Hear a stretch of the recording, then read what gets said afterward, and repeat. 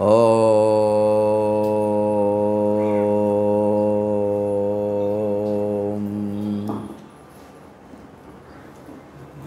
ఓం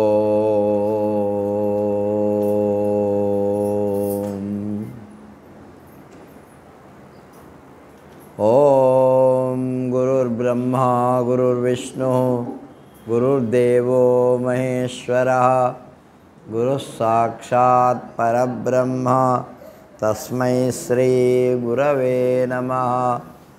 ఓం దత్తాత్రేయ సమారంభాం రమణాచార్య మధ్యమాం సత్యానందర్షి పర్యంతాం వందే గురు పరంపరాం. శోనాద్రినాథ చరణాంబుజయుగ్మరుక్మ వ్యామోహతదితరాణి తృణాయ మేనే. అస్మద్గురోర్భగవతోస్య దయైకసింధో శ్రీ సత్యమౌని చరణౌ శరణం ప్రపద్యే.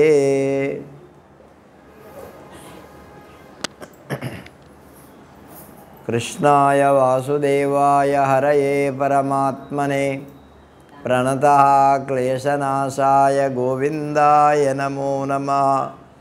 నారాయణం నమస్కృత్య నరం చైవ నరోత్తమం దేవీం సరస్వతీం వ్యాసం తతో జయముదీరయేత్. మూకం కరోతి వాచాలం పంగుం లంఘయతే గిరిం యత్కృపాతమహం వందే పరమానందమాధవం. సద్గురుదేవుల చరణారవిందాలకు ప్రణామాలు అర్పిస్తూ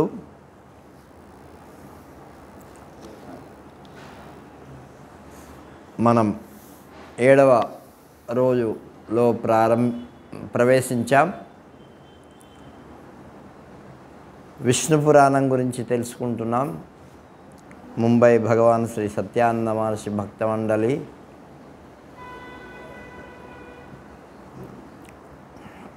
శ్రావణ మాస కార్యక్రమంలో మనం విష్ణు పురాణం గురించి తెలుసుకుంటున్నాం.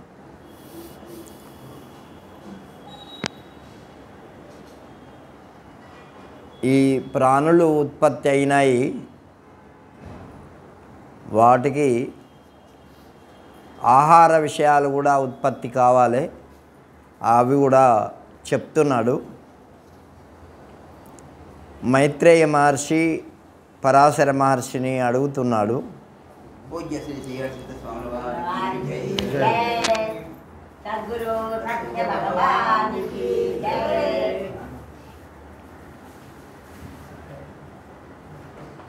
ఆర్వాక్ శ్రోతాస్తు కథితో భవతాయస్తు మానుషః బ్రహ్మన్ విస్తరతో బ్రూహి బ్రహ్మా తమస్సృజ యథా. మానవ సృష్టి నీ చేత చెప్పబడింది, బ్రహ్మ దాన్ని ఏ విధంగా సృష్టించాడో సవిస్తరంగా తెలపవలసింది. ఈ బ్రాహ్మణాది వర్ణాలు కూడా ఏర్పడ్డాయి కదా, అవి ఎలా ఏర్పడ్డాయి అని పరాశర మహర్షిని మైత్రేయుడు అడిగాడు. అడిగితే పరాశర మహర్షి చెప్తున్నాడు. సత్యాభిదాయినః పూర్వం శుశ్రూక్షో బ్రహ్మణో జగత్ అజాయంత ద్విజశ్రేష్ఠ సత్వోద్రిక్త ముఖా ప్రజాః.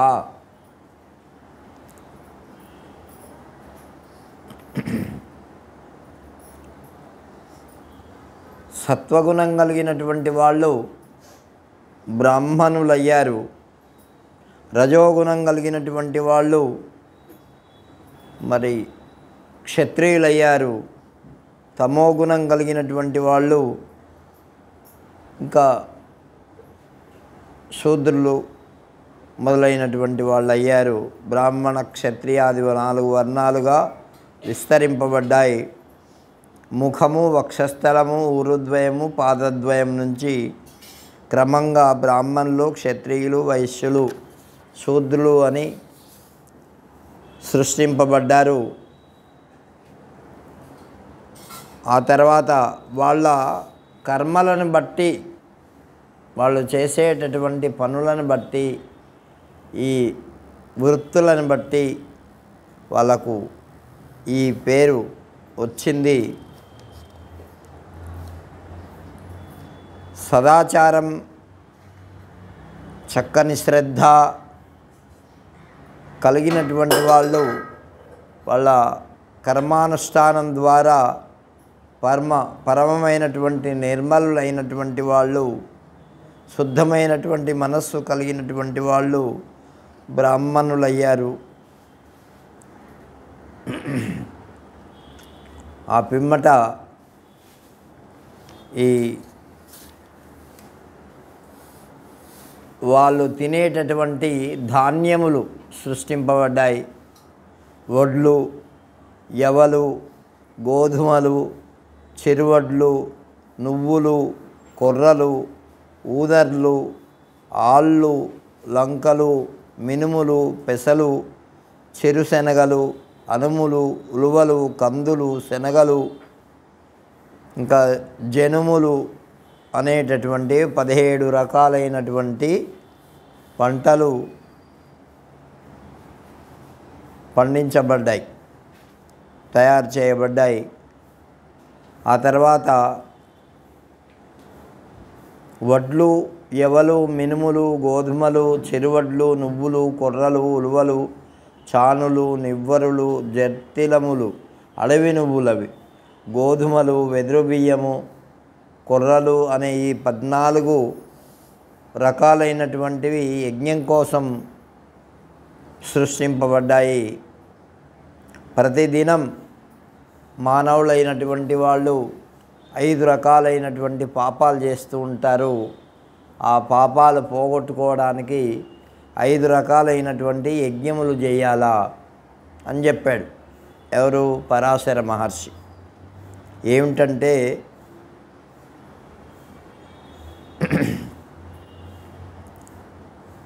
ఆ పంచమహాయజ్ఞాలు చేస్తే గృహస్థుకు ఉపకారం జరుగుతుంది, పంచపాపాలు పోతాయి.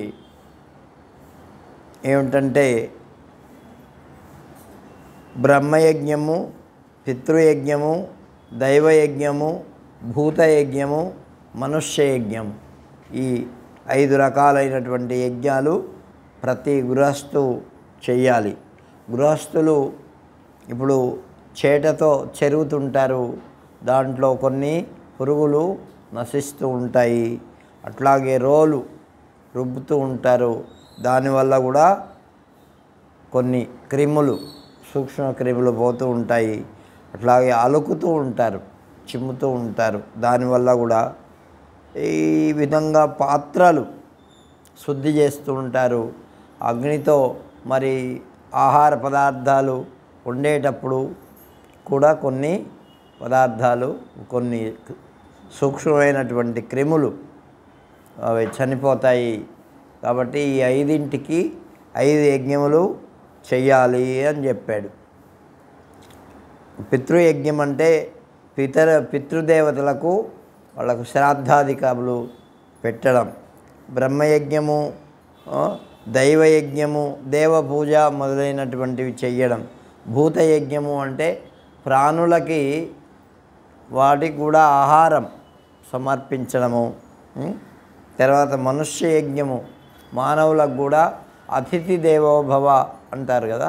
అందుకే మన హిందూ సంప్రదాయంలో ముఖ్యమైనటువంటిది ఏం చెప్పారంటే అతిథి దేవోభవ.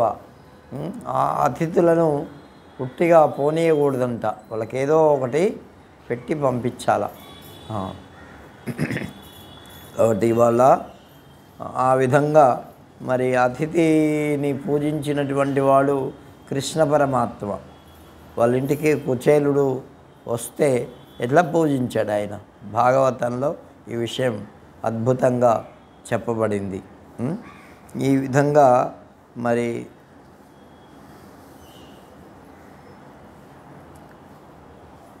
తర్వాత మరి మనుష్యులు ఏ విధంగా వేరే వేరే రకంగా తయారైపోయి అనేక విధములైనటువంటి మార్పులు, అందరూ ఒకే రకంగా పుట్టిన వాళ్ళ యొక్క కర్మల ద్వారా, వాళ్ళు చేసేటటువంటి పనుల ద్వారా, వాళ్ళు ఆలోచించేటటువంటి మానసిక తత్వం ద్వారా మరి వాళ్ళ యొక్క కర్మలు మారిపోయి, వాళ్ళ చేష్టలు మారిపోయి, వాళ్ళకు వచ్చేటటువంటి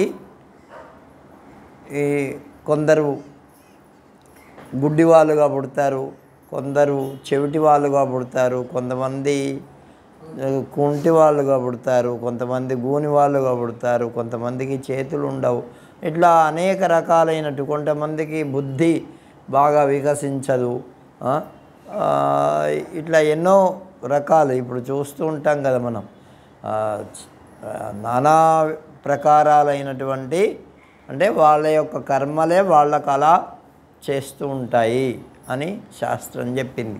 కాబట్టి ఆ విధంగా అటువంటి కర్మలను చేయకుండా వాళ్ళు సత్కర్మలను చేస్తూ ప్రాజాపత్య దోషం పొందకుండా మరి బ్రాహ్మణులకు ఆ పితృలోకం, తర్వాత క్షత్రియులకు ఇంద్రలోకం, ఇట్లా స్వధర్మాన్ని ఆచరించాల. స్వధర్మం కాకుండా వేరే ఇతరమైనటువంటి పనులు చేస్తే, ఇతరమైనటువంటివి చేస్తే దాంట్లో ఉండేటటువంటి దోషాలు వీళ్ళకు పడతాయి, వీళ్ళ యొక్క జీవితం దుర్భరమైపోతుంది. అదే స్వధర్మం చేశాడనుకో దాంట్లో ఉండేటటువంటి దోషాలు రావు. అది కాబట్టి ప్రతి వాళ్ళు భగవంతుడు అదే చెప్పాడు, స్వధర్మే నిధనం శ్రేయ పరధర్మో భయావహ. తనకు ఏ ధర్మం ఉన్నదో దాన్ని సక్రమంగా ఆచరించాల. కానీ ఇతరమైనటువంటి ధర్మాలను నువ్వు చేద్దామని స్వీకరిస్తే ఆ ధర్మాలు భయంకరములైనటువంటివి. ఏ దోషాలు ఉన్నాయో ఆ దోషములు నీకు ఎక్కువగా భయావహ, భయాన్ని కలిగిస్తాయి అని చెప్పాడు. అందుకే క్షత్రియుడు, అర్జునుడు క్షత్రియుడు కాబట్టి క్షత్రియునికి నైజమైనటువంటి కర్మలను యుద్ధమును చేయమన్నాడు. అది అందుకే స్వే కర్మణ్యభిరత సంసిద్ధిం లభతే నరః. 18వ అధ్యాయంలో కూడా అదే మాట చెప్పాడు. ఏం చెప్పాడు? స్వే కర్మణ్యభిరత. ఎవరెవరికి నిర్ణయించబడినాయో ఆయా కర్మలను సక్రమంగా చెయ్యాలి. చేస్తే వాళ్ళకు సిద్ధి కలుగుతుంది. కాబట్టి వేరేది చేస్తేనే నాకు సిద్ధి కలుగుతుంది అని ఏమీ లేదు. ఇప్పుడు స్త్రీలకు ఏ వ్రతం చేయాలన్నా, ఇంకా ఏమన్నా చేయాలన్నా భర్తను అడిగి చెయ్యాలా, ఇది చేయాలన్నా వద్దా, చేయమంటే చేసుకోవచ్చు, లేకపోతే నువ్వు చేయకపోయినా నీకేం రాదు. ఏంటి చెయ్యకపో అంటే అడగకుండా పర్మిషన్ లేకుండా చేసావనుకో నీకు శ్రమ తప్ప నీకు ఫలితం కూడా రాదని చెప్పింది శాస్త్రం.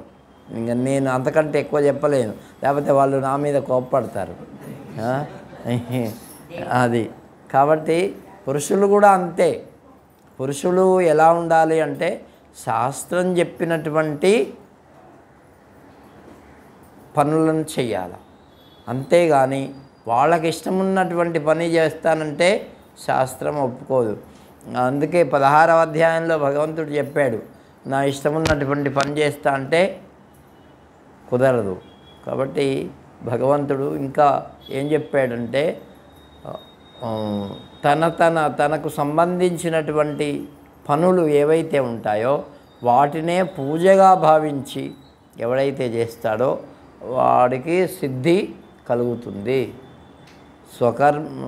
స్వకర్మణా తమభ్యర్చ్య సిద్ధిం విందతి మానవ. అంటే తాను ఇప్పుడు మన ఇంట్లో అత్తగారు ఉన్నారు, మామగారు ఉన్నారు, వాళ్ళకి సేవ చేయకుండా నేను సమాజంలోకి వెళ్ళి సేవ చేస్తా అన్నాడు అనుకో, సమాజంలో నీకు గుర్తింపు రావచ్చు కానీ అక్కడ చేస్తే నీకు పుణ్యం మాత్రం రాదు. అత్తమామల్ని చూడనటువంటి పాపం మాత్రం వస్తుంది. అదే చెప్పాడు. నువ్వు ఇంట్లో నీ మీద ఇప్పుడు మనుషులు కూడా, మానవులు, పురుషులు కూడా తనకు కర్తవ్యమైనటువంటి కర్మలను చేయకుండా పేరు కోసమో, ప్రతిష్ట కోసమో, లబ్ధి కోసమో, తన కీర్తి కోసమో నేనేదో చేస్తాను అంటే నీకు దానివలన ప్రయోజనం లేదు. నీకు మామూలుగా సమాజంలో ఒక రకమైన గుర్తింపు రావచ్చుగాక, దానివల్ల నీకు నువ్వు ఏదైతే చేయాల్సింది చేయలేవో దానికి పాపం మాత్రం వస్తుంది, నీకు పుణ్యం మాత్రం రాదు. అది స్వకర్మణ తమభ్యర్చ్య సిద్ధిం విందతి మానవ. తన యొక్క స్వధర్మానికి తన తల్లిదండ్రులు, అన్నదమ్ములు, వాళ్ళని పోషించడం ఇవన్నీ ఉంటాయి. అంటే ఇప్పుడంటే స్వధర్మాలు పూర్వం ఉండేటటువంటి తన వర్ణాధర్మాలనే కాకుండా వేరే వేరే వాటిల్లోకి వచ్చారు. కానీ వచ్చినా కూడా ఆ వాటినైనా సక్రమంగా పాటించి తల్లిదండ్రులను, అత్తమామలను, బిడ్డలను, వీళ్ళను వాళ్ళకి ఏవే చెయ్యాలో వాటిని సక్రమంగా చేస్తే వాళ్ళకు అన్నీ చేసినట్టు లెక్క. కాబట్టి అవి చెయ్యకుండా ఇంకా ఏదో చేస్తాను, సమాజాన్ని ఉద్ధరిస్తాను అంటే నువ్వు సమాజాన్ని, ఇంత పెద్ద సమాజం నీకు ఎక్కడ అలువవుతుంది? నువ్వు చేస్తే ఒకరికి ఇద్దరికి చేస్తావేమో, ఇంట్లో వాళ్ళని మళ్ళీ వదిలిపెట్టేస్తావు. అదే ఇంట్లో వాళ్ళని పట్టుకొని చేస్తే ప్రతివాడు వాడు గుర్తింపు కోసమో, దానికోసమో, ఫోటో కోసమో వాళ్ళందరినీ ఏదో చేస్తాడు. ఇంట్లో అమ్మ నాన్నని చూడడు. అటువంటిప్పుడు ప్రయోజనం ఏంది? అందుకే చెప్పారు. ఇప్పుడు తులాధారుడు ఉన్నాడు, ఆయన కూడా ధర్మవ్యాధుడు ఉన్నాడు. ఆయన ఏం చేశాడు? తన స్వధర్మాన్ని ఆచరిస్తూ తల్లిదండ్రులను బాగా చూసుకున్నాడు. అది అక్కడ ప్రాధాన్యత ఏమిటి? తల్లిదండ్రులే. వాళ్ళకు స్నానం అంటే వాళ్ళు చేసుకోలేరు కాబట్టి వాళ్ళకు స్నానం చేయించడం, వాళ్ళకు కావాల్సినవన్నీ చేయడం, బట్టలు ఉతకడం అవన్నీ చేసి, మరి భార్య వండి పెట్టి అవన్నీ వాళ్ళు తిన్న తర్వాత వీళ్ళు తినడం ఇవన్నీ చేసాడు. కాబట్టి ఆయనకి స్మృతి చేయాల్సినటువంటి ధర్మం మీద నిష్ఠ ఆయనకు కలిగింది.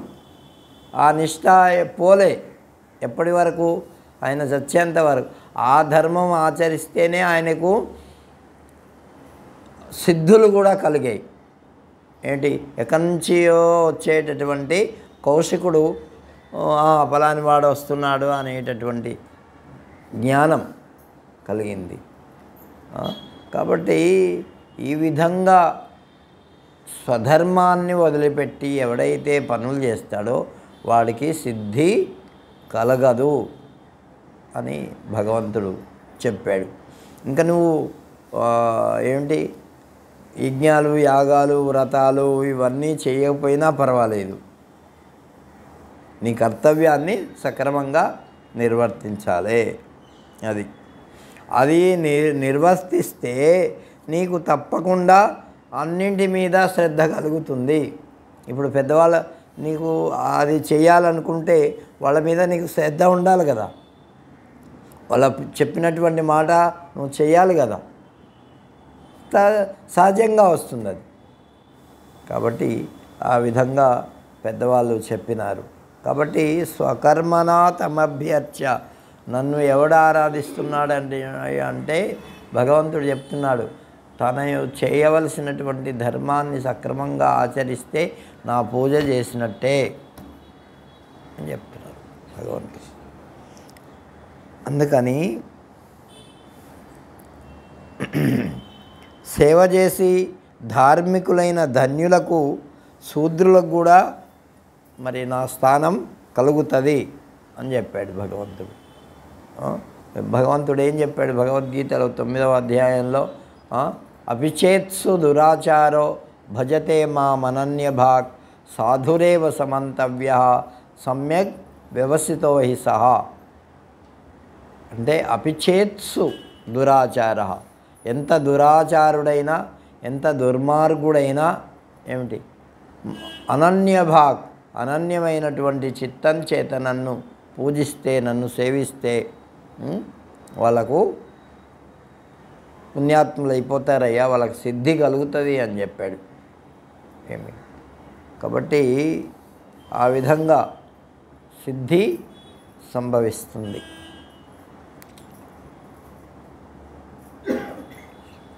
ఇంకా దానికి విరుద్ధంగా చేసేటటువంటి వాళ్లకు కాలక్రమంలో అనేక రకములైనటువంటి నరకములు కూడా చెప్పారు. ఏవేవని తామిశ్రమని, అంధతామిశ్రమని, మహారౌరవమని, రౌరవమని, ఆసితపత్రవనమని, మహాభయంకరమైనటువంటి అవేచీకం అనేటటువంటివి వేద నిందకులైనటువంటి వాళ్ళకు కలుగుతాయి. ఇట్లా ఎవరైతే మన దైవాన్ని కర్తవ్య కర్మలను చేయకుండా ఉంటారో వాళ్లకు ఆయా రోగాలు, ఆయా మానసికమైనటువంటి వ్యధలు కలుగుతాయి.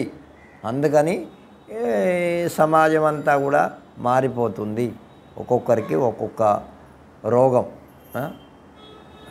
నేను అనుకుంటూ ఎప్పుడన్నా అట్లా మనసులో వచ్చినప్పుడు, ఎవరికన్నా కళ్ళు పోగొట్టానేమో నేను, అందుకని ఇప్పుడు కళ్ళజోడు వచ్చింది అంటే అట్లా అనిపిస్తూ ఉంటుంది. కావచ్చు పూర్వజన్మలో ఏం జరుగుతాయో మనకేం తెలుసు.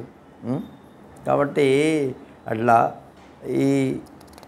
ఈ జన్మలో అవి సంభవిస్తాయి అని చెప్తున్నాడు. అందుకే మానవులందరూ ఒకే రకంగా ఉండరు. నిన్న మనం అనుకున్నాం కదా, వాళ్ళు ఎందుకయ్యా ఇట్లా భిన్న భిన్నంగా ఉన్నారు, ఒక్కొక్కరు ఒక్కొక్క విధంగా ఉన్నారు. ఒకరు ధనవంతులుగా ఉన్నారు, ఒకరు పేదవాళ్ళుగా ఉన్నారు, ఒకరు మధ్యస్థులుగా ఉన్నారు, ఒకరికి ధనం ఉంటే బుద్ధి లేదు, బుద్ధి ఉంటే ధనం లేదు, ఒకరికి అన్ని వసతులు ఉన్నాయి కానీ ఏమీ ప్రయోజనం లేదు. ఇట్లా అంటే అంతే, దానికి ఆ విధంగా మానవుడు ప్రవర్తించి ఉంటాడు, వాడి కర్మ అలా చేసుకొని ఉంటాడు. అందుకని ఆ విధంగా వస్తూ ఉంటాయి. అందుకే దాంట్లో చెప్పారు ఎటువంటి పనులు చేస్తే మరి ఎటువంటి జన్మలు వస్తాయి కానీ కూడా చెప్తున్నారు. ఈ కొంతమంది అక్కడి మాటలు ఇక్కడ చెప్తుంటారు కదా, చూడండి, వాళ్ళు నక్కలై పుడతారట. ఏం చెప్పున్నారు, అవన్నీ చెప్తే అందరు భయపడతారు ఇప్పుడు. కాబట్టి ఆ విధంగా కాబట్టి ఈ విధంగా ఎన్నో రకాలుగా చెప్పారు. దొంగతనం చేసేవాళ్ళు ఎలుకలై పుడతారట, ఇట్లా ఉన్నాయి అన్నీ. కాబట్టి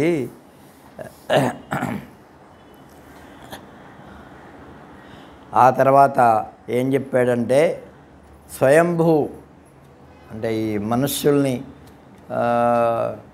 ఒక రాజు పరిపాలించడం, ఆయనకు సంతానం కలగడం, మరి ఆ విషయాలు కూడా చెప్పారు. మొట్టమొదట భృగువు, పులస్తుడు, పులహుడు, క్రతువు, అంగీరసుడు, మరీచి, దక్షుడు, అత్రి, వశిష్ఠుడు వీళ్ళు బ్రహ్మమానస పుత్రులుగా మొట్టమొదట పుట్టారు. వీరు పురాణాల్లో నవబ్రహ్మలుగా కీర్తింపబడ్డారు. వాళ్ళు ఖ్యాతి, భూతి, సంభూతి, క్షమ, ప్రీతి, సన్నతి, ఊర్జ, అనసూయ, ప్రసూతి అనేటటువంటి వారిని మరి సృష్టించి మహాత్ములకు భార్యలుగా ఇచ్చాడు. ఆ తర్వాత బ్రహ్మచే సృష్టింపబడినటువంటి వాళ్ళే తర్వాత ప్రజావృద్ధి కొంతమంది చేశారు, కొంతమంది దాంట్లో ఆసక్తి లేక చేయలేదు.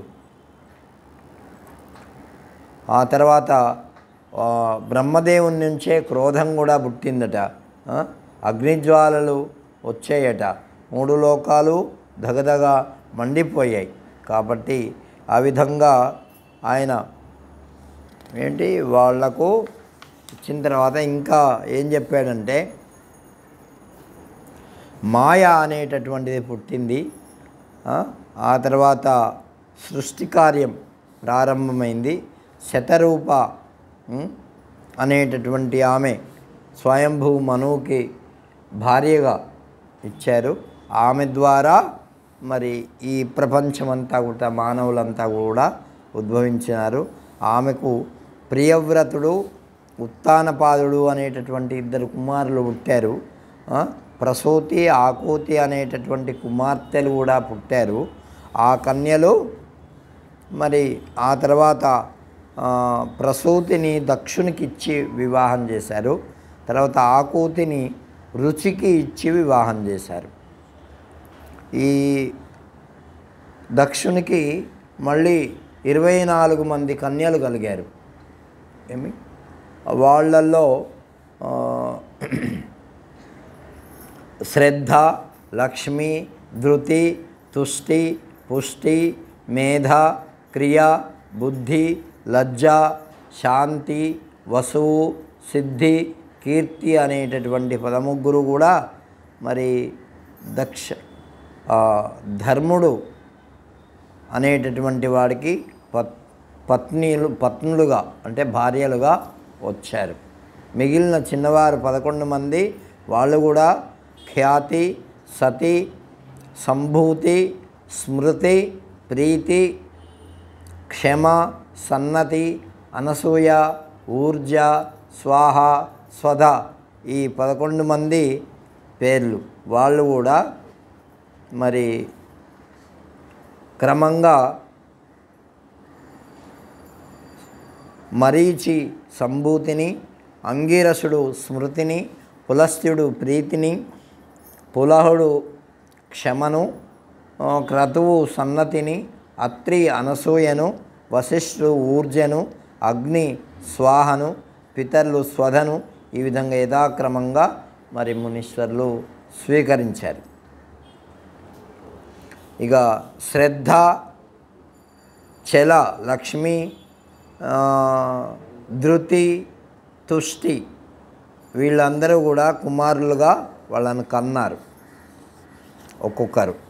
ఇట్లా మేధకు శృతుడు, క్రియకు దండుడు, నయ వినయములు బుద్ధికి, బోధ లజ్జకు, వసువు వ్యవసాయుడు, శాంతికి క్షేముడు, సిద్ధికి సుఖుడు, కీర్తికి యశస్సు కలిగారు. ఆ తర్వాత ఈ విధంగా ఈ సృష్టి అంతా కూడా మరి ప్రారంభమైంది. ఆ తర్వాత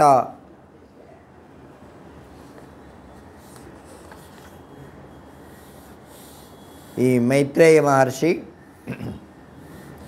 సృష్టి యొక్క స్థితి వినాశాలు విష్ణు ప్రభావితములై సర్వదేవతల దేవులలో రాత్రింబవళ్ళు నిత్యం సంచరిస్తూ ఈ విధంగా మరి రోజు ఏర్పడ్డాయి వాళ్ళ యొక్క జీవితాలు. ఆ తర్వాత లక్ష్మీదేవి అంతటా వ్యాపించి ఉందట. లక్ష్మీదేవి అంతటా వ్యాపించి ఉంది. అది లేనటువంటి చోటు లేదు. ఎలాగా అంటే నిత్యైవ సా జగన్మాత విష్ణో శ్రీరనపాయిని యథాసర్వగతో విష్ణుస్తదైవేయం ద్విజోత్తమ. ఈ జగన్మాత లక్ష్మీదేవి ఆమె నిత్యురాలు. కాబట్టి విష్ణువుకు అనపాయిని అయి ఆమె పరిడవిల్లింది. విష్ణువు ఎక్కడెక్కడ ఉంటాడో ఆమె కూడా అక్కడక్కడ ఉంటుందన్నమాట. కాబట్టి అర్ధో విష్ణురియం వాణి నీతిరేషా నయోహరి బోధో విష్ణురియం బుద్ధిర్ ధర్మోసౌ సత్క్రియాత్వియం.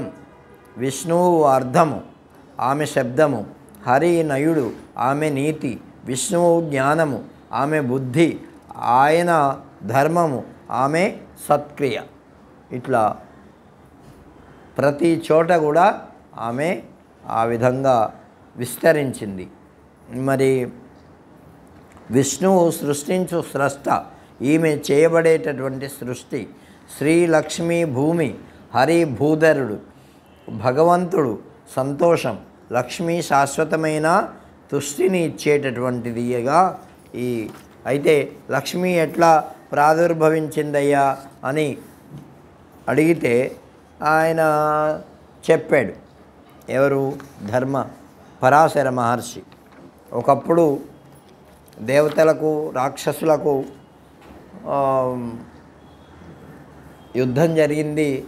దాంట్లో మరి ఒక సముద్ర మథనం చేశారు. అప్పుడు లక్ష్మీదేవి ఉద్భవించింది అని. దానికి ఇంకా ముందు వెనుకలు కూడా ఏమేమి ఉద్భవించారో వాళ్ళ విషయాలు కూడా చెప్తారు.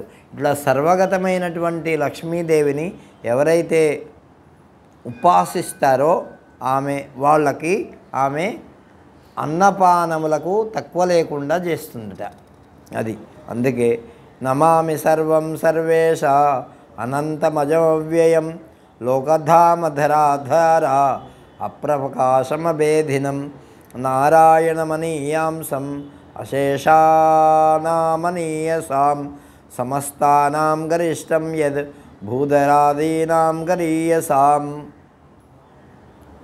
అందుకే శ్రీహరిని మరి అమ్మవారిని స్తుతించారు.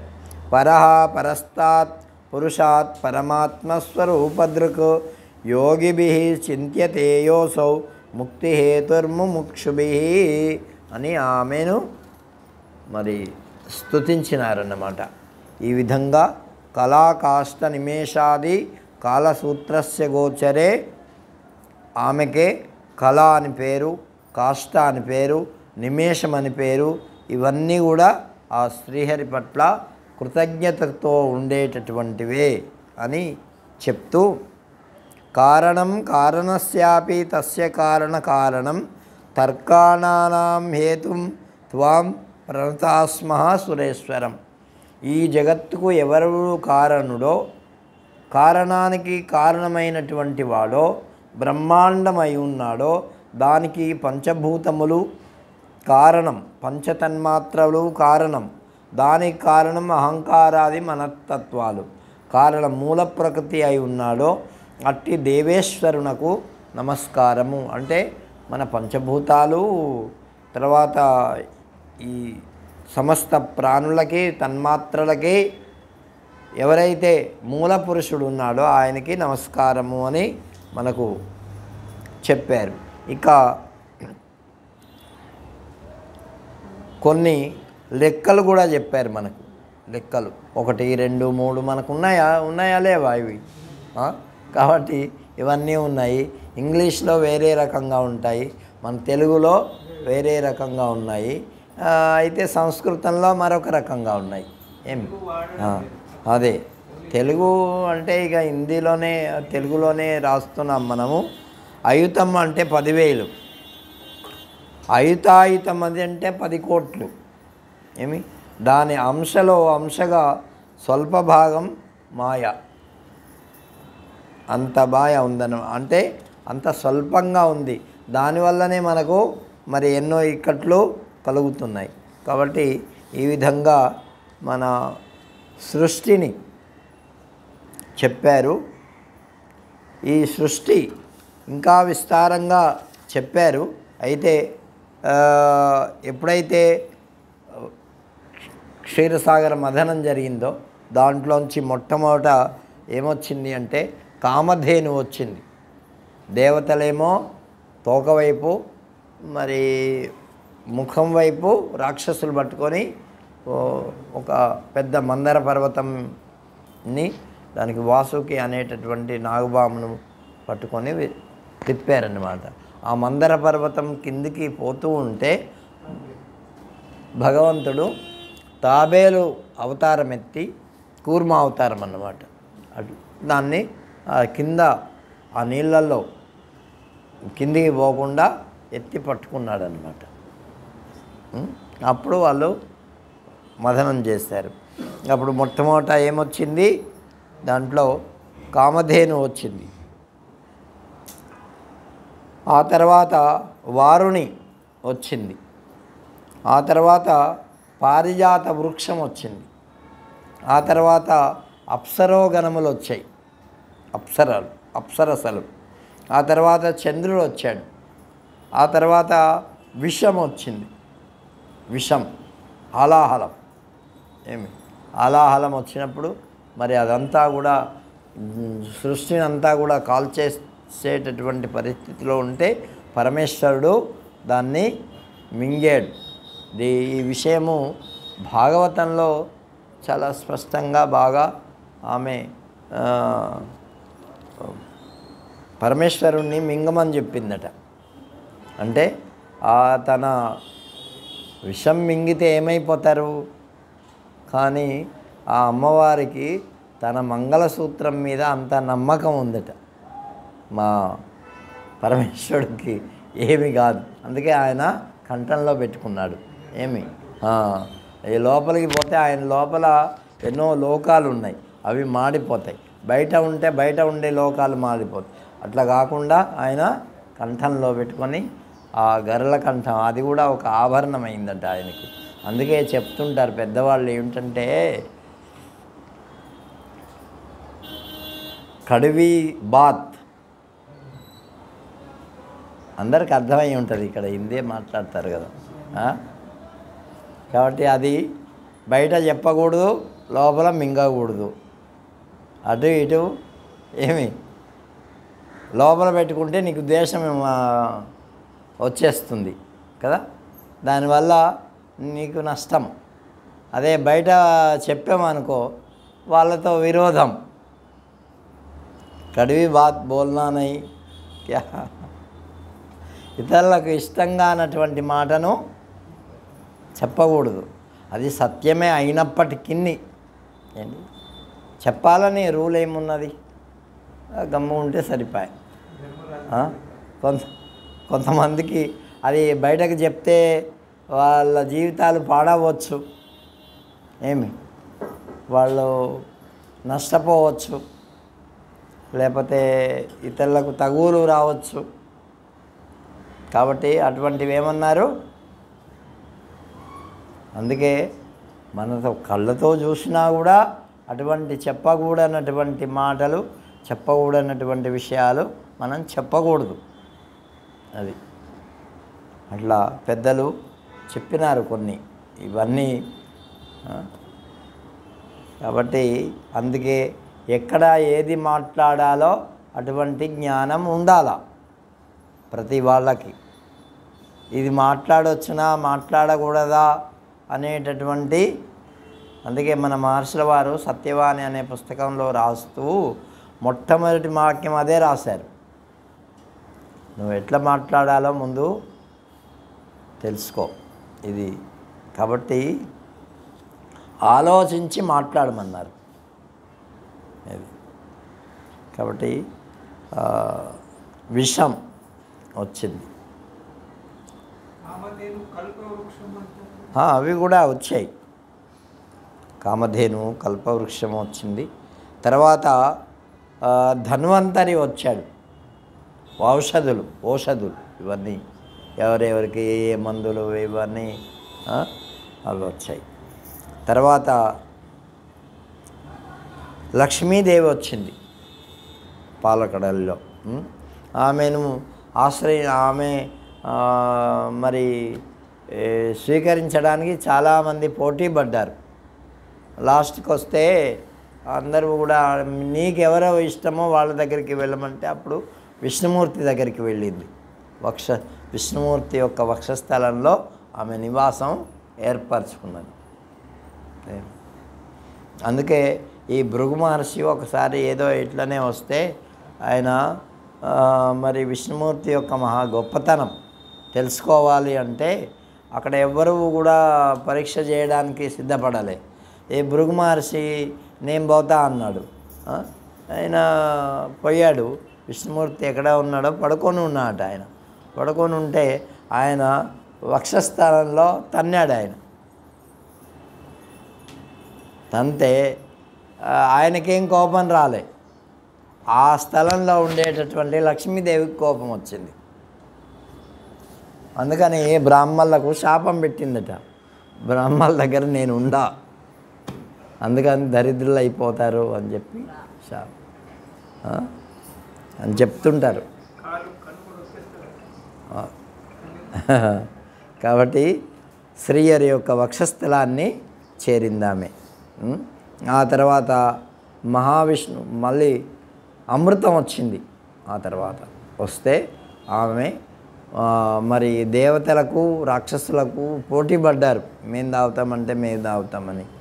అప్పుడు భగవంతుడే మోహిని అవతారం ఎత్తి వాళ్ళకు ఒక్కొక్కరికి పంచాడు.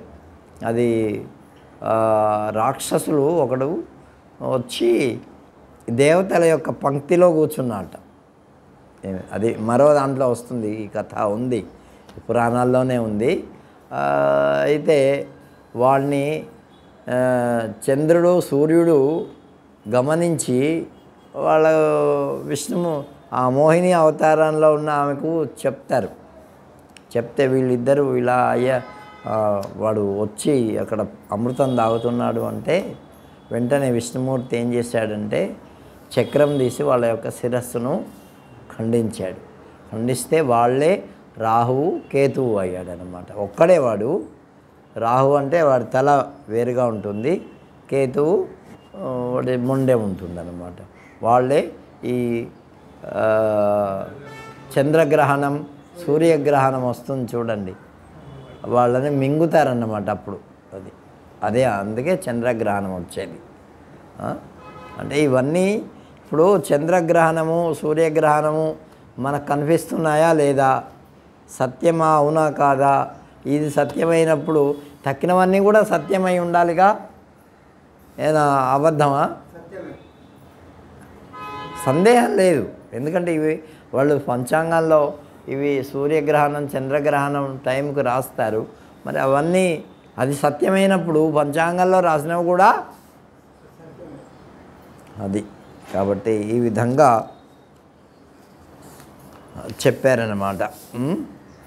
తర్వాత దారాపుత్రాస్తదాగారం సుహృద్ధాన్య ధనాదికం భవేత్యేతన్మహాభాగే నిత్యం తద్వీక్షణానృణాం. ఓ లక్ష్మీదేవి, భార్య, పుత్రులు, ఇల్లు, స్నేహితుడు, ధనము, ధాన్యము మున్నగునవన్నీ ఇతరులకు నీ యొక్క దయాదాక్షిణ్యం చేతనే కలుగుతున్నాయి అని మరి పెద్దలు చెప్పారు. ఇంకా ఈ కోశాగారము, గోశాల, ఇంటిని, భోగ సామగ్రి, శరీరము, కలత్రము మొత్తము కూడా ఆ లక్ష్మీదేవి యొక్క అనుగ్రహం వల్లనే కలుగుతూ ఉన్నాయి. అలాగా దయాదృష్టి చేత ఏ పురుషుడైతే చూడబడతాడో వాడు గుణం లేని వాడైనప్పటికీ లక్ష్మీదేవి ఉంటే పూజింపబడతాడు కదా. వాడికి ఏం లేదైనా ధనం ఉంటే చాలు, వాడిని పెద్ద యస్యాస్తి విత్తం సనరక్కుల ఒక శ్లోకం ఉంది, మంచి శ్లోకము. యస్యాస్తి విత్తం సనరక్కులీన స పండిత శృతిమాన్ గుణజ్ఞ సయేవ వక్త సచదర్శనీయో సర్వే గుణ కాంచనమాశ్రయంతి అని. ఎవరికైతే ధనమున్నదో వాడే మంచి కులం కలిగిన వాడు, మంచి వక్త, మంచి రూపవంతుడు అన్నీ చెప్పి వాడికే సర్వే గుణ కాంచనమాశ్రయంతి, అన్ని గుణములు మరి ధనాన్ని ఆశ్రయించి ఉంటాయి అని. కానీ వాడు ఏది కాకపోయినా అటువంటి వాడిని మనం గౌరవిస్తూ ఉంటాం.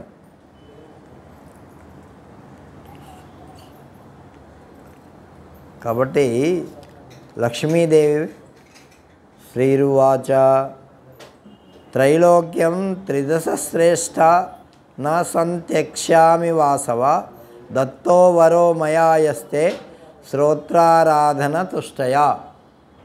అప్పుడు ఏం చెప్పిందంటే ఆవిడ, అయ్యా ఓ ఇంద్ర, నేను ముల్లోకాలను విడిచిపెట్టను, నీవు చేసినటువంటి స్తోత్రం చేత ప్రసన్నురాలను అయినాను. మానవుడు ఎవడైతే ఉదయం సాయంకాలం సమయంలో మరి సరి అయినటువంటి సమయానికి లేచి నా ఆరాధన చేస్తాడో, నా స్తుతిని చేస్తాడో వాడికి ఎల్లప్పుడూ నేను అన్న ఆరామాలకు లోటు ఉండనివ్వను అని చెప్పింది ఆమె మైత్రి. అంటే అందుకే పెద్దవాళ్ళు ఏం చెప్తారంటే మనకు అన్నీ లక్ష్మీ స్వరూపం కదా. ఆఖరకు చీపురు కూడా, అవునా, చేట కూడా లక్ష్మీ స్వరూపమే. మనం అన్నీ ఏది, అందుకే కాలుతో కాలు తగిలినా కూడా అంటే బుద్ధిపూర్వకంగా చెయ్యము. చేసేవాళ్ళు ఉంటారు, వాళ్ళు వేరే అనుకో, చెయ్యము. లేదా ఒకవేళ పొరపాటున కాలు తగిలితే దానికి నమస్కారం చేస్తాం. అది ఎట్లాగో ఇస్తాం. కాబట్టి ఈ చీపురుతో పాటు మన పాత్రలు మన అన్నీగా, అందుకే వాటిని ఏ పనులు చేసేటటువంటి వాళ్ళు ఆయా పనిముట్లను ఆ రోజు పూజిస్తారు. అవన్నీ దైవస్వరూపం, లక్ష్మీ స్వరూపం. ఆ పనిముట్లు లేకపోతే బంగారం పని చేసేవాడు ఆ పనిముట్లను పూజిస్తాడు, కుమ్మరివాడు కుండలు చేసే ఆ పనిముట్లను పూజిస్తాడు, కమ్మరివాడు వాటిని పూజిస్తాడు. ఇట్లా వాళ్ళ అవన్నీ అవి లక్ష్మి, నిజంగా అవే మనకు అన్నం పెడుతున్నాయి కదా. అవి లేకపోతే, కాబట్టి ఆ లక్ష్మీ స్వరూపం అంతా ఇదంతా కూడా. అందుకే ప్రతి వాళ్ళు అన్ని చోట్ల లక్ష్మి వ్యాపించి ఉన్నది అని చెప్పడానికి తార్కాణం. కాబట్టి ఇది సకల విభూత్య వ్యాప్తి హేతు స్తుతిరియం ఇంద్రియముఖో ఉద్గతా హి లక్ష్మ్యా అనుదినమిహ పఠ్యతే నృభి వసతి నతేషు కదాచిదప్య లక్ష్మీ. అందుకే లక్ష్మి ఎక్కడ ఉంటుంది అంటే వాచి, మాటలో ఉంటుందట. లక్ష్మి ఎక్కడ ఉంటుంది? మన మాటలో ఉంటుంది. నువ్వు బాగా మంచిగా మాట్లాడావనుకో, ఎవడన్నా 10 రూపాయలు ఇచ్చేవాడు కూడా ఇస్తాడు. ఇక దానికి విరుద్ధంగా మాట్లాడావనుకో 2 లంపకాయలు కూడా పడతాయి. కాబట్టి లక్ష్మీర్ నిహితాదివాచి అని మనకు వేదం చెప్పింది. వాచి అంటే మాటలో ఉంటాడు అన్నమాట. కాబట్టి ఇంద్ర ఆ విధంగా ఈ భృగు తర్వాత వచ్చినటువంటి సృష్టి అది కూడా చెప్పారు. ఈ సృష్టిలో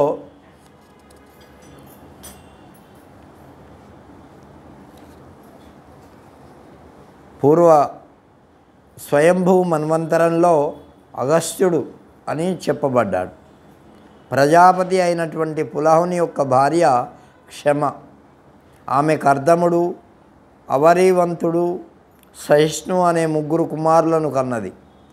క్రతువు యొక్క భార్య సన్నతి, ఆమె వాలకీల్యు అనేటటువంటి మహర్షులను కన్నది. ఆ తర్వాత వశిష్ఠ మహర్షికి ఊర్జయందు 7 కుమారులు కలిగారు. వారు రజుడు, గోత్రుడు, ఊర్ధబాహువు, వసవుడు, సవనుడు, అనఘుడు, సుతపుడు, శుక్రుడు అనేవారు. వీరందరూ నిర్మలమైనటువంటి వారు. ఆ అగ్ని దేవత అయినటువంటి స్వాహాదేవి యందు మహాతేజస్వంతులైనటువంటి కుమారులు కలిగారు. వారు పావకుడు, పవమానుడు, జలభక్షకుడైనటువంటి శుచి. ఇప్పుడు అగ్నిలో మనము నీళ్లు వేస్తే ఏమవుతాయి?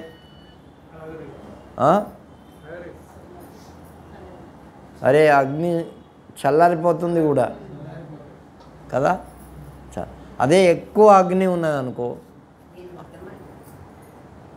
అది. కాబట్టి అట్లా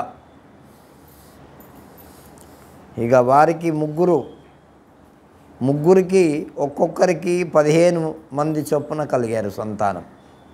ఏ రీతిగా 49 మండురైనారు అగ్నులు. ఆ తర్వాత మరి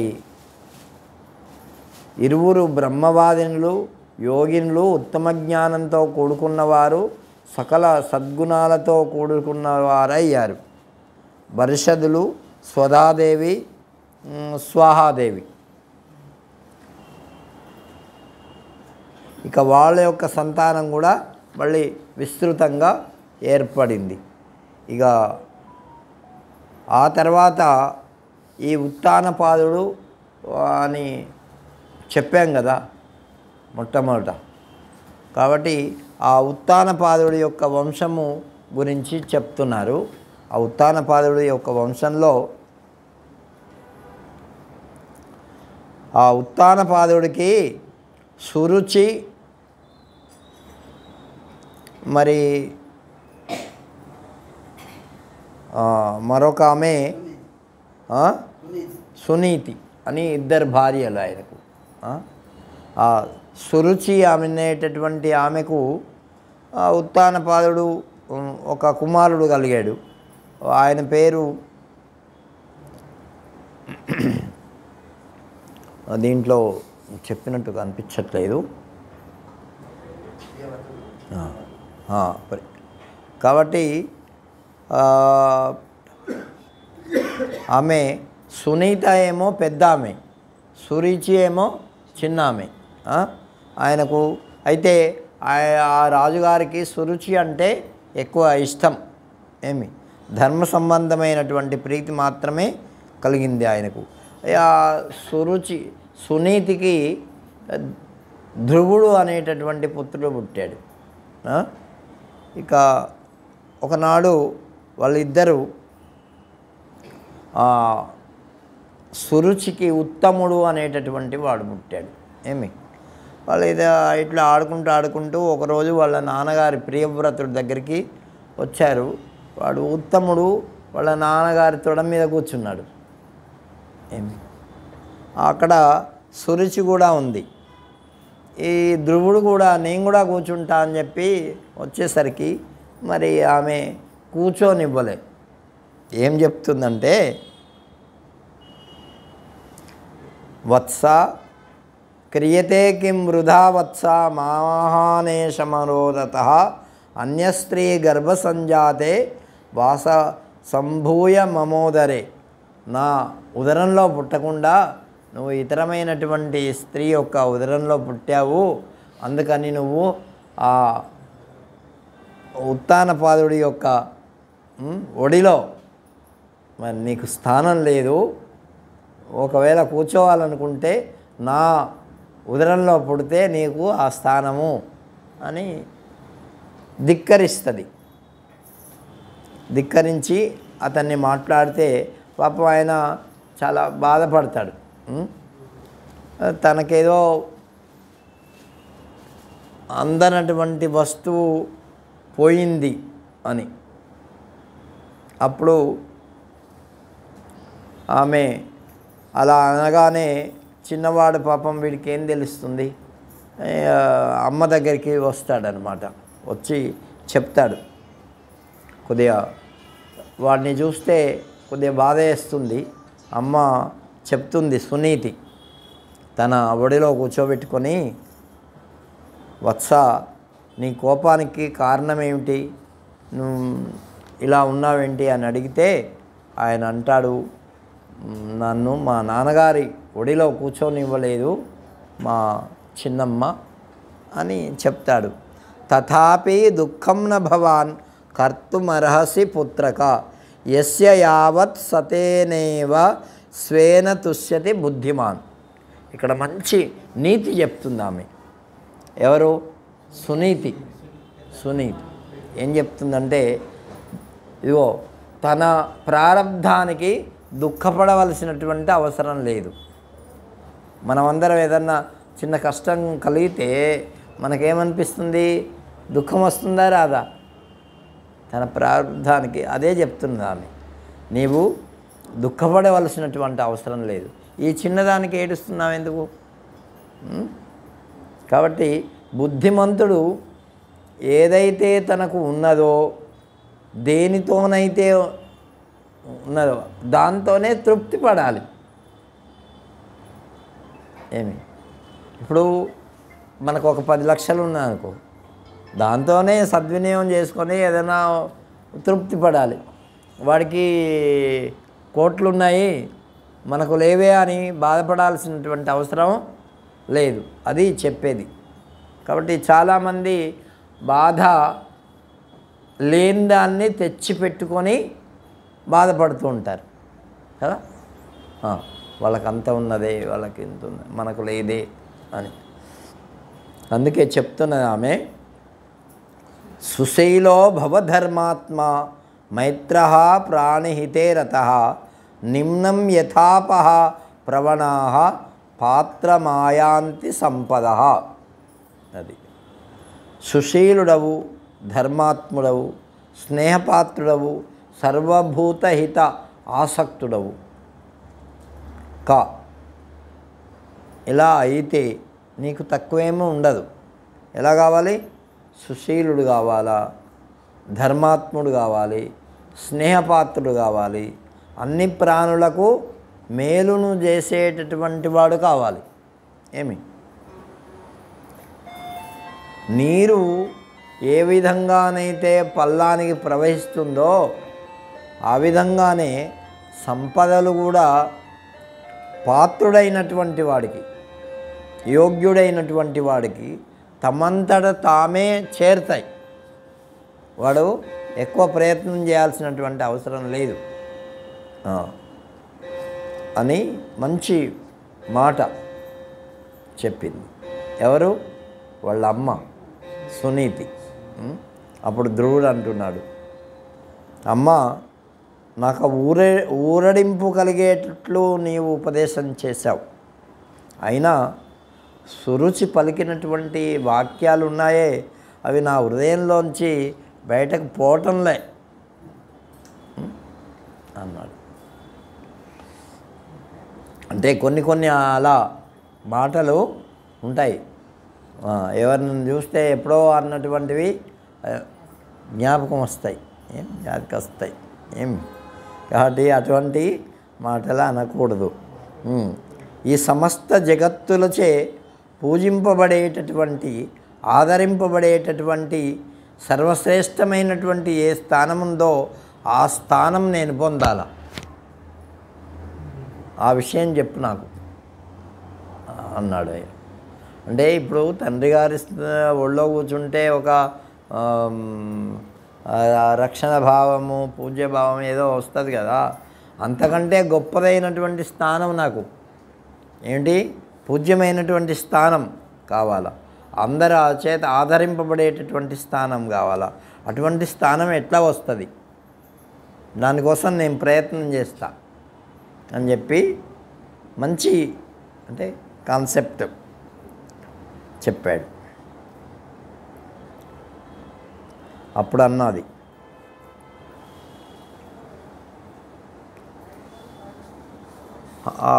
అంటే ఆమె అన్నటువంటి మాటలన్నీ చెప్తాడు అమ్మకి. చెప్పిన తర్వాత ఆయన ఏమంటాడంటే, అమ్మ నేను ఈ స్థానం కాదు, గొప్ప స్థానాన్ని పొందడానికి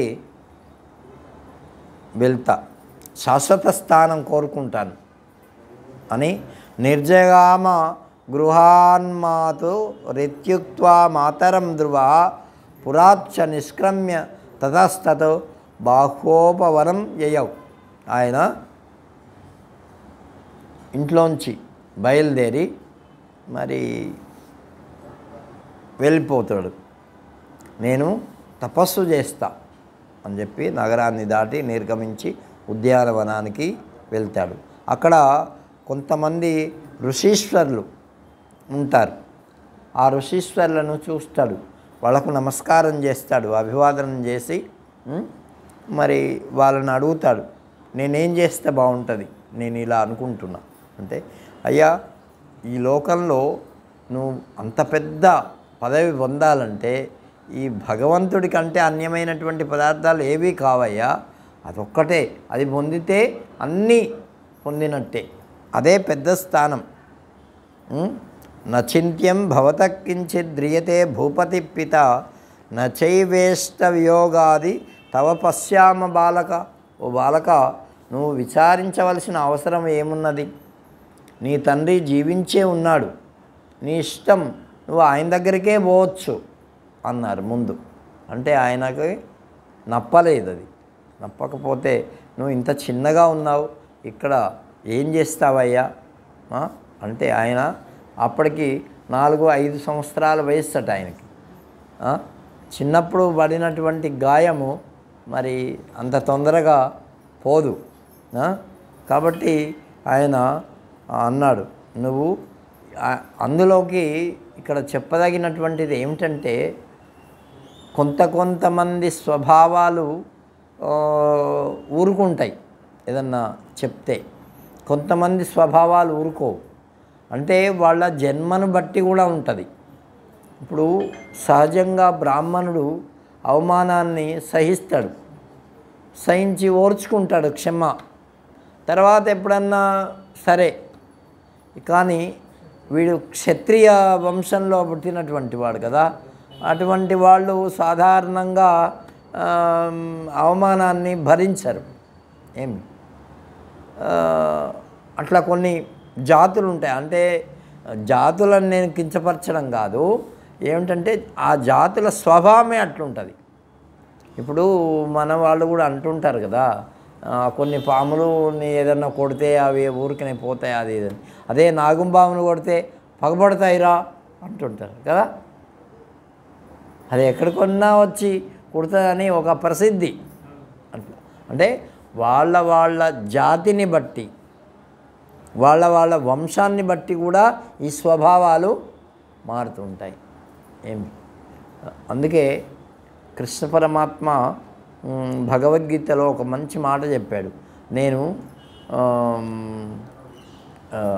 ఈ గురువుల్ని పెద్దవాళ్ళని చంపి ఇవన్నీ రాజ్యం భోగించడం కంటే నేను ఏదో అరణ్యాల్లో ఆకులు ఎలవలు తిని అట్లా భిక్షావృత్తి చేసుకొనైనా తిని బతుకుతానని అంటే, అరే ఇప్పుడు ఈ మాట అన్నావు కానీ తర్వాత ఇది శాశ్వతంగా ఉండదురా నీకు, భైక్ష్యం అపీహలోకే. ఏమన్నాడు? నేను భిక్షమెత్తుకొనైనా బతుకుతా లేవయా అంటే, అరే నీ స్వభావం అటువంటిది కాదురా, నీ స్వభావానికి తగినట్టు ఉండాలి, అది క్షత్రియుడు అది పనికిరాదు అని చెప్పి కృష్ణుడు చెప్పి మళ్ళీ ఆయన సహజమైనటువంటి యుద్ధాన్ని చేయిస్తాడు. కాబట్టి ఆయన అంటున్నాడు, నువ్వు ఇట్లా అంటే నాహమర్థమభీప్సామి నరాజ్యం ద్విజసత్తమాహ, ఆ మహాత్ములతో అంటున్నాడు. తత్స్థానమేకమిచ్చామి భుక్తం నాణ్యేన యత్పురా ఏతన్మే క్రియతాం సమ్యక్ కథ్యతాం ప్రాప్యతే యథా స్థానమగ్ర్యం సమస్తేభ్యః స్థానేభ్యో మునిసత్తమః.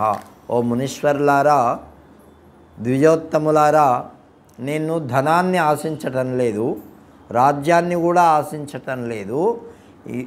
ఇది వరకు ఎవ్వరూ అనుభవించినటువంటి ఎక్కనటువంటి అటువంటి స్థానం నేను పొందాలనుకుంటున్నా, కోరుకుంటున్నా.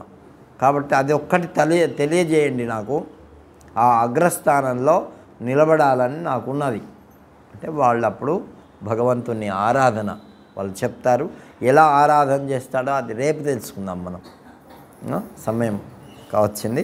ఓం శ్రీరామ జయ రామ, శ్రీరామ జయ రామ జయ జయ రామ,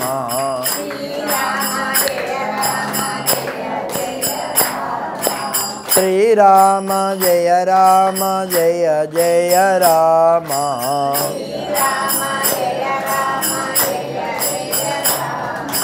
శ్రీరామ జయ రామ జయ జయ రామ,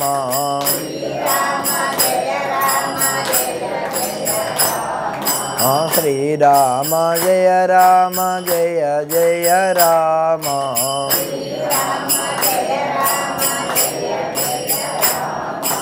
శ్రీరామ జయ రామ జయ జయ రామ,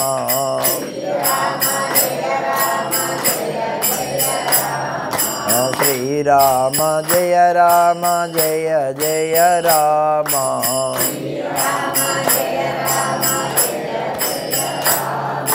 శ్రీరామ జయ రామ జయ జయ రామ శ్రీరామ జయ రామ జయ జయ రామ శ్రీరామ జయ రామ జయ జయ రామ శ్రీరామ జయ రామ శ్రీరామ జయ రామ జయ జయ రామ శ్రీరామ జయ రామ శ్రీరామ జయ రామ జయ జయ రామ శ్రీరామ శ్రీరామ జయ రామ జయ జయ రామ శ్రీరామ శ్రీరామ జయ రామ జయ జయ రామ శ్రీరామ जय राजा रामचंद्र भगवान की सीता माई की पवन सुत हनुमान की गोपाल कृष्ण भगवान की सद्गुरु सत्य भगवान की।